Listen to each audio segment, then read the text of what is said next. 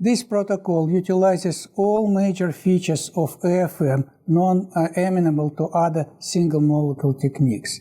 As a result, we are able to resolve structure of nucleosome at nanoscale. Importantly, direct visualization of nucleosomes was done at physiological conditions. Using our AFM technique, we have recently revealed unique properties of the centromere nucleosome that can play a role on the function of the entire centromere. The method to be shown is currently applied in our lab to investigate self-assembly of proteins associated with formation of amyloid aggregates. These protein aggregates trigger the development of devastating diseases such as Alzheimer's and Parkinson's, to name a few.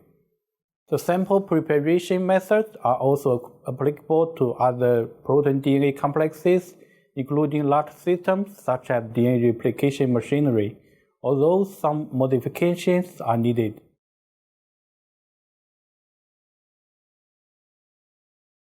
In order to characterize nucleosome particles at the single molecule level using static and time-lapse atomic force microscopy, begin by purifying, assembling, and validating the nucleosomes as described in the accompanying text protocol.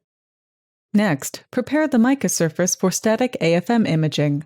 To do this, first prepare a 50 millimolar APS stock solution in deionized water. Store 1 milliliter aliquots of this solution at 4 degrees Celsius until it is needed. From the stock solution, prepare a working APS solution for Micah modification by dissolving 50 microliters of the 50 millimolar APS stock in 15 milliliters of distilled deionized water.